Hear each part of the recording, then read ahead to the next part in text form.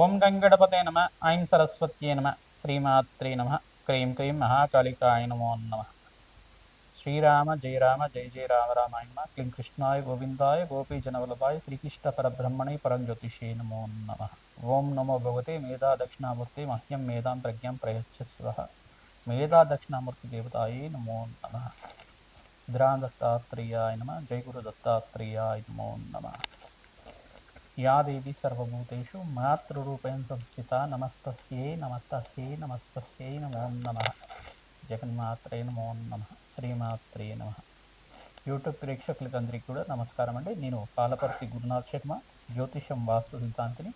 మీకంతా కూడా గోచారిత్య గ్రహాల యొక్క స్థితిగతి కలియిక వాటి ప్రభావం అంతా కూడా సంచారం మేరకి గ్రహాల యొక్క స్థితిగతి ఈ రకంగా మేషాది ద్వాదశ రాశుల వాళ్ళకి ప్రభావం చూపిస్తున్నాయని చెప్పడం జరుగుతుంది. విశ్లేషాత్మకంగా ఈ యొక్క గ్రహాల యొక్క ప్రభావం అంతా కూడా మేషాది ద్వాదశ రాశుల వాళ్ళకి వివిధ స్థానంలో మారడం వల్ల, వివిధ రాశుల్లో మారడం వల్ల ప్రభావం ఈ రకంగా ఉంటుంది. ఆర్థికంగా ఐశ్వర్యప్రదంగా ఈ యొక్క ఉద్యోగం కానీ వ్యాపారంలో కానీ ఎటువంటి ఆర్థికంగా ఉన్న స్థితి కలగడానికి పరిష్కారం ఆచరించాలి. లక్ష్మీ కటాక్షం కోసం కానీ, ప్రధానంగా ఆర్థిక రుణ బాధల నుంచి బయటపడడానికైనా కానీ, గృహంలో కానీ మీకు జరిగే ఈ యొక్క చికాకులు కానీ, మానసికమైన ఇబ్బందులైనా కానీ ప్రధానంగా చూసుకుంటే ఎటువంటి ఈ యొక్క గ్రహదోషాలు అనేది ప్రభావం చూపిస్తుంది అనేది మేషాది ద్వాదశ రాశి వాళ్ళకి గోచార చక్రవశాత్తు అంతా చెప్పడం జరుగుతుంది, విశ్లేషణ చేయడం జరుగుతుంది.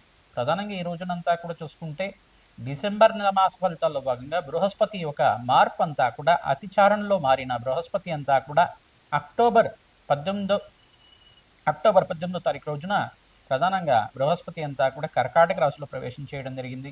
కర్కాటక రాశిలో అంతా కూడా అతిచారంలో మార్పు జరగడం జరిగింది. ప్రధానంగా అతిచారంలో బృహస్పతి మార్పు అంతా కూడా ఎటువంటి ఫలితాలు ఇస్తూ ఉంటారు. అతిచారంలో బృహస్పతి మార్పు అంతా కూడా రాజయోగ కారణమవుతుంది. ఇక్కడంతా కూడా కర్కాటక రాశిలో 48 రోజుల దాకా, అంటే అక్టోబర్ 18వ తారీఖు నుంచి ఈ యొక్క డిసెంబర్ 5వ తారీఖు దాకా అంతా కూడా బృహస్పతి మార్పు అంతా కూడా అతిచారంలో మార్పు 48 రోజుల దాకా ఉంటుంది.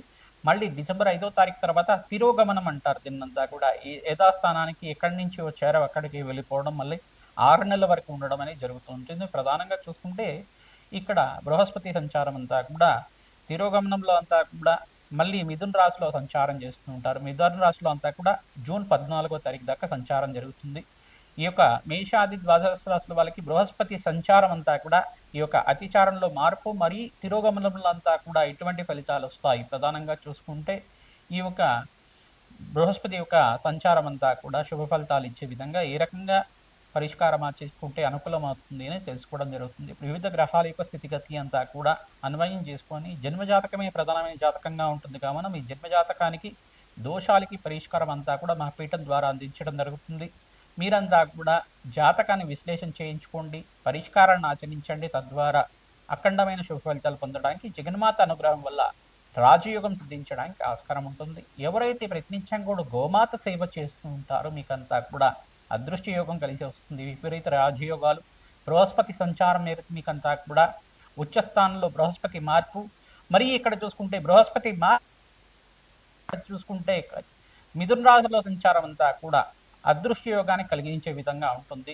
ప్రధానంగా ఈ యొక్క కొన్ని రాశుల వాళ్ళకైతే రాజయోగాలు, విపరీత రాజయోగాలు ఇవ్వడం కానీ, కొన్ని రాశుల వాళ్ళకైతే కనుక శ్రమతో కూడిన సంపాదన, ఆకస్మిక ధనలాభాన్ని ఇవ్వడం కానీ, శుభకరమైన వ్యయాలు ఖర్చు పెట్టడానికి అవకాశం ఉంటుంది.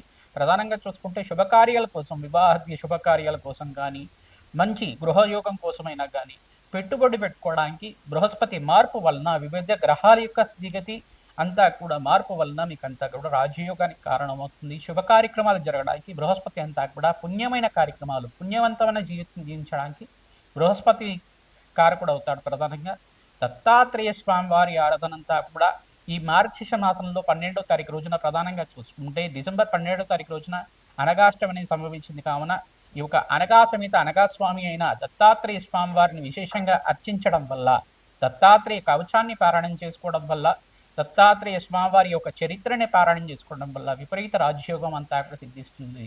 తద్వారా మీకు అంతా కూడా పరిష్కారం చెప్తున్నాం కావున ప్రతినిత్యం కూడా దత్తాత్రేయాయ స్మరణ మాత్రైన సంతుష్టాయ నమః నామాన్ని జపాన్ని ఆచరించండి. దత్తాత్రేయాయ స్మరణ మాత్రైన సంతుష్టాయ నమః నామాన్ని జపాన్ని ఆచరించడం వల్ల దత్తాత్రేయ స్వామివారంతా కూడా స్మరించిన మాత్రం చేతనే కోటి వరాలు ఇచ్చే దేవుడు కావున స్వామివారి అనుగ్రహం వల్ల మీకంతా కూడా అష్టేశ్వర ప్రాప్తి కలుగుతుందని చెప్పి ఆశీర్వాదం చేస్తున్నాం. ప్రతినిత్యం కూడా దేవాలయ ప్రాంగణంలో కానీ బీద వాళ్ళకి కానీ అనాథాశ్రమంలో కానీ అన్నదానం చేయడానికి ప్రయత్నం చేయండి, వస్త్రదానాన్ని చేయడానికి ప్రయత్నం చేయండి. తద్వారా మీకంతా కూడా జాతకరీత్యా ఎటువంటి ప్రతిబంధకాలు ఉన్నా కానీ దోష నివారణ జరిగి మీకంతా కూడా విపరీత రాజయోగం సిద్ధించడానికి ఆస్కారం ఉంటుంది. ఎటువంటి ఫలితాలంతా కూడా బృహస్పతి మార్పు వల్ల లభిస్తాయో తెలుసుకుందాం. మేషాది ద్వాదశ రాశుల వాళ్ళకి బృహస్పతి యొక్క అతిచారంలో మార్పు మరియు తిరుగుమలలో మార్పు అంతా కూడా ఎటువంటి ఫలితాలు ఇస్తున్నారో తెలుసుకోవడం జరుగుతుంది. వివిధ గ్రహాల యొక్క ప్రభావం అంతా కూడా విశ్లేషణ చేయడం జరుగుతుంది. శ్రీమాత్రి నమ. ధనస్సు రాశి జాతకులకి డిసెంబర్ నెల మాసఫలితాల్లో భాగంగా బృహస్పతి మార్పు వేరకి మళ్ళీ ఇక్కడ చతుర్గ్రహ కూటమి అంతా కూడా మాసంతంలో సంభవిస్తుంది కావున మీకంతా కూడా ఎటువంటి ఫలితాలు పొందుతారో తెలుసుకోవడం జరుగుతుంది. ప్రధానంగా గ్రహాల యొక్క స్థితిగతి అంతా కూడా యోగకరంగా ఉంది. సప్తమ స్థానంలో బృహస్పతి మార్పు అంతా కూడా రాజయోగ కారణమవుతుంది.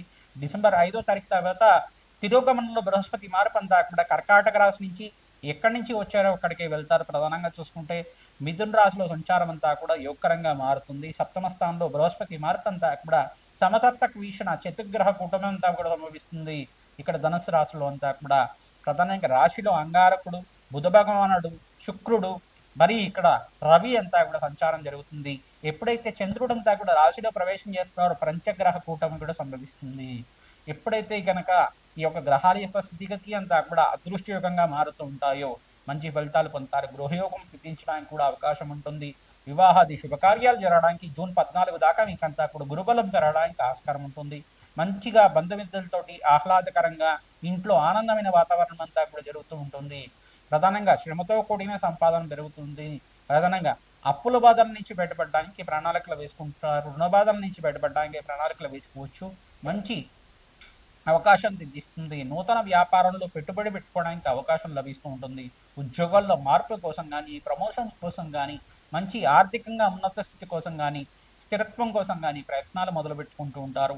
ఫైనాన్షియల్గా స్టెబిలిటీ గ్రోత్ కోసం అని చెప్పేసి ప్రణాళికలు వేసుకుంటూ ఉంటారు. మంచి ప్లానింగ్ తోటి మీరంతా కూడా ఈ ఫైనాన్షియల్ గ్రోత్ కోసం ప్రయత్నం చేసుకుంటే కనుక మంచి అవకాశం సిద్ధించడానికి ఆస్కారం ఉంటుంది. మాసాంతంలో మంచి శుభవార్త వినడానికి ఆస్కారం ఉంటుంది. శ్రమతో కూడిన సంపాదన పెరుగుతుంది. ఖర్చులు కూడా శుభ కార్యక్రమాల కోసం వివాది శుభ కార్యక్రమాలు కానీ మీ ఇంట్లో జరిగే మంచి శుభ పుణ్యమైన కార్యక్రమాల కోసమైనా కానీ ఈ యొక్క వ్యాపారం కోసం నూతన పెట్టుబడి పెట్టుకోవడం కానీ ఖర్చులు కూడా మంచి కార్యక్రమాల కోసం మీరంతా కూడా ఖర్చులు విపరీతంగా పెరుగుతుంటాయి. ప్రధానంగా మీరంతా కూడా పుణ్యక్షేత్ర దర్శనం అంతా కూడా యోగవంతంగా మీకు మంచి ఫలితాలు పొందడానికి ఆస్కారం ఉంటుంది. అన్నదానం చేయండి.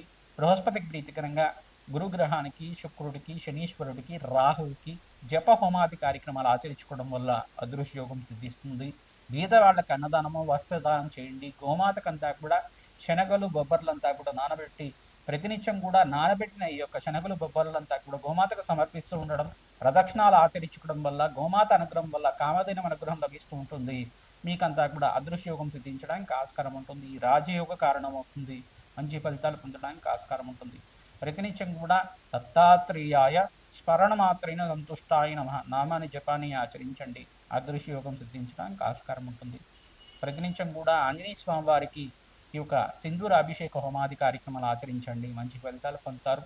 ఇక్కడ శనీశ్వర దృష్టి అంతా కూడా దశమ దృష్టి అంతా కూడా రాశి మీద ఉంది కావున శనీశ్వర ప్రీతికరంగా తైలాభిషేకం చేసుకోవడం, కాలభైరవ స్వామి ఈ యొక్క దేవాలయంలో కానీ అమ్మవారి దేవాలయంలో కానీ తెల్ల గుమ్మడికాయతోటి కూష్మాండ దీపాన్ని వెలిగించడం, అక్కడ అమ్మవారి ప్రీతికరంగా దేవి ఖడ్గమాల స్తోత్రాన్ని పారాయణం చేసుకోవడం కానీ ఈ యొక్క